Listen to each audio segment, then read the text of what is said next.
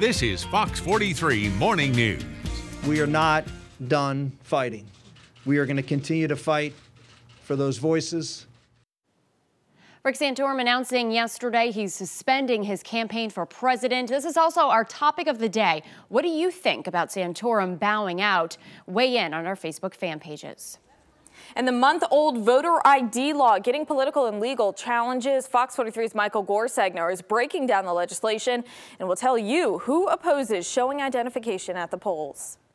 And the former Harrisburg Public Works Director speaking out about why he decided to leave the office. Good morning. It is 5 o'clock on your Wednesday. Hi there. Yeah, you are halfway through the week. So we've been talking about these dry conditions. Is it just going to continue that way? Well, actually, we don't have a red flag warning for today. Good. So we're not That's some good news. Exactly. We're not expecting those humidities to drop. And we're praying for a little bit of rain today, but I put in the slight chance. And maybe a stray shower here and there. That's about it. Okay, so nothing that's really going to interrupt anything that we do fun outside. No, exactly. But it's going to be a mostly cloudy day. It's going to be cooler outside. It's going to be windy, so it's going to feel like we're in the 40s today, even though we'll hit the low 50s.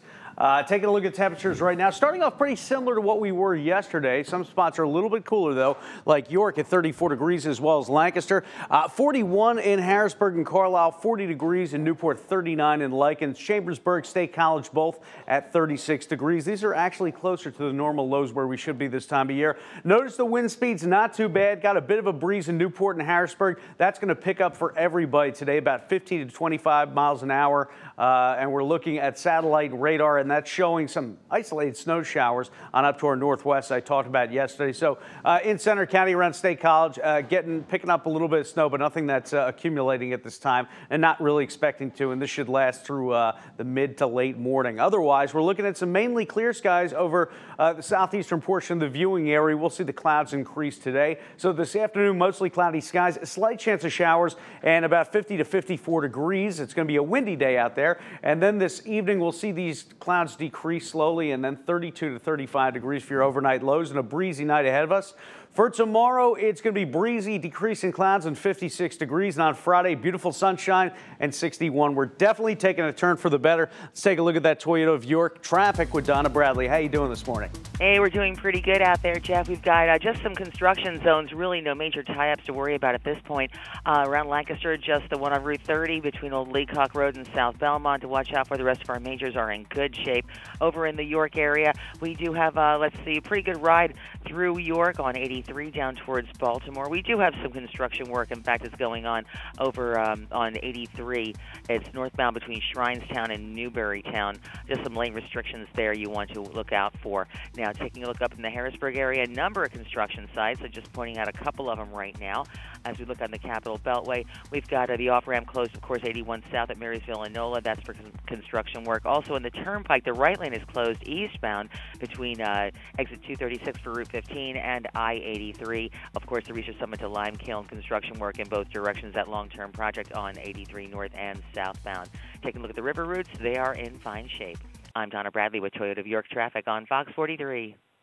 All right, thanks, Donna. The voter ID bill soon to get some challenges in court and in the General Assembly. Yeah, several groups are really not happy about the legislation that makes it mandatory for voters to show identification when they hit the polls. Fox 43's Michael Gorsegner joining us live now to tell you who is set to challenge this bill. Right, Mike? Yeah, there's two groups, the ACLU, of course, the American Civil Liberties Union being one of those groups. Also, two legislators planning on putting a challenge forth to the General Assembly. The House announcing they plan to sponsor a bill that would actually repeal the controversial voter ID bill.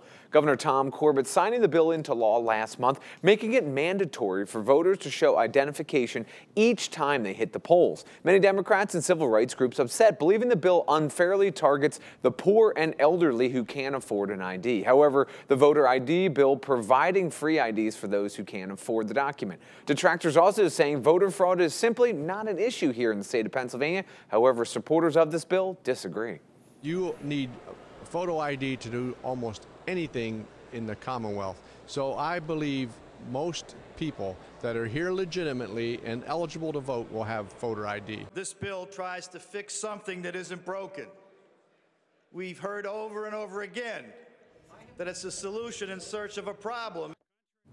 Democrats again saying they oppose the measures, saying it will hamper the poor, elderly, and minority voters who might not have identification.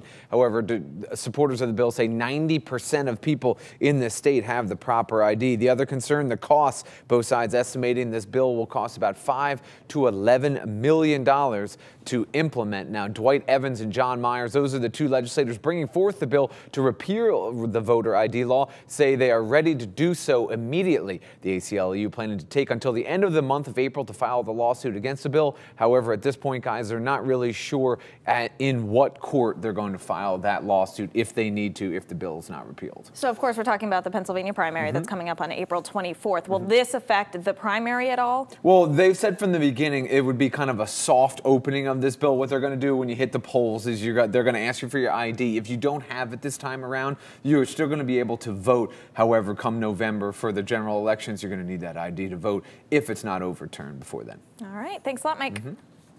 Rick Santorum suspending his presidential campaign now. He made the announcement at the Gettysburg Hotel Tuesday afternoon. It comes after losing 3 primaries last week in Wisconsin, Maryland, and D.C. Then just this past weekend, Santorum's daughter, Bella, was in the hospital due to complications from a rare genetic disorder.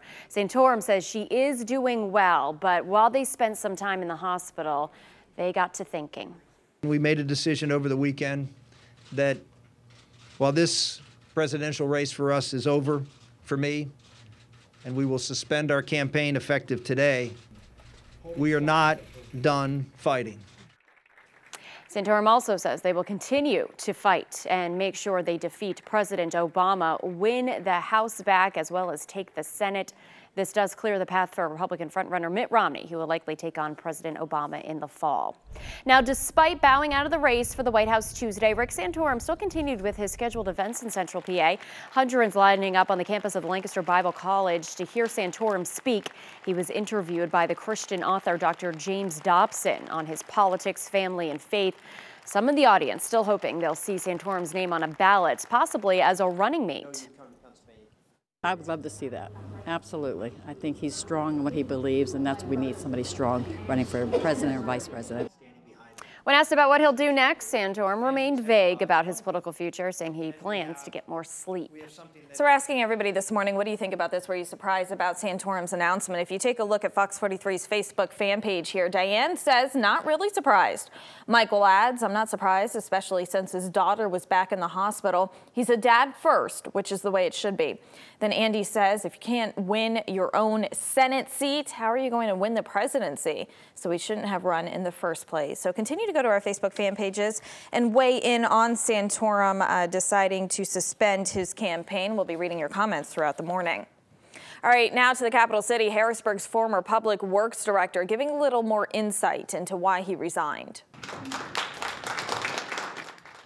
Ernie Hawk receiving a standing ovation at last night's city council meeting.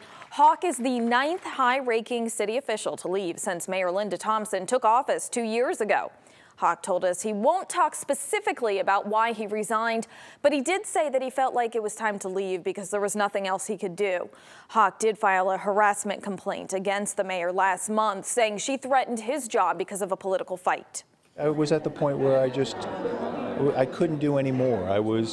And I'm not the type that's going to settle for the status quo and to idly sit back and say, okay, that's good enough. Now, the mayor did appoint city engineer Paul Francis as the acting director of the Public Works Department. Lancaster County's longtime prison warden has announced that he will resign. Vincent Guarini made the announcement on the steps of the prison on East King Street yesterday. He said his personal life triggered the decision. Now, he has served as the warden for 31 years. This has been really part of my life for 41 years, 31 here as warden, 41 years in the field itself. But there's some personal things that come into play, and aging is one of them, and seeing your kids, and triggering events that have happened in my personal life, and I say, now it's time. I want to spend time with my family. According to Lancaster Online, the 2 deputy wardens and the county chief clerk will take over the warden's duties until a replacement is found. A 2-year-old Lancaster County child has drowned in a backyard feed tub for pet fish. New Holland police were called to a home on Overless Grove Road in Earl Township. They found the child had drowned in the 16-gallon tub. Several kids were playing nearby in the backyard. The mother told police she came out to get the kids when she found the 2-year-old had fallen in. An Adams County woman is found murdered inside her Conewago Township home Tuesday morning in Adams County. A relative discovered 64-year-old Christiana Leonard when she didn't show up for work. State police say the case is a homicide. This is basically a quiet neighborhood. You don't hear a lot. We have a lot of accidents here at the intersection. We've had a robbery at the Hardee's. We've had an explosion back behind us at that place, but never anybody being killed. State police say they are searching for one suspect. They believe this is an isolated crime. There wasn't any forced entry. An autopsy is scheduled for today. Attorneys for the Florida Neighborhood Watch volunteer who shot and killed unarmed teen Trayvon Martin are stepping away from the case. The lawyers say they haven't spoken to George Zimmerman since Sunday. Zimmerman says he shot the teen in self-defense in February, but Martin's supporters say evidence, including 911 tapes and phone logs, discredit his claim. Earlier this week, the Florida State Attorney General's office decided not to take the case to a grand jury, but charges could still be filed against Zimmerman. So before we know it, kids are going to be out of school and ready to celebrate the summertime. Yeah, for many parents, that means it's time to really start thinking about what to do with these summer camps. So in today's Building Blocks, we're going to explain some things parents should think about before choosing which camp is right for their child. Plus, a forest fire in Berks County has finally been contained, but as dry conditions continue, several townships in our area are now issuing burn bans. Take a live look into York. It is 5:11 on your Wednesday. You're watching Fox 43 Morning News.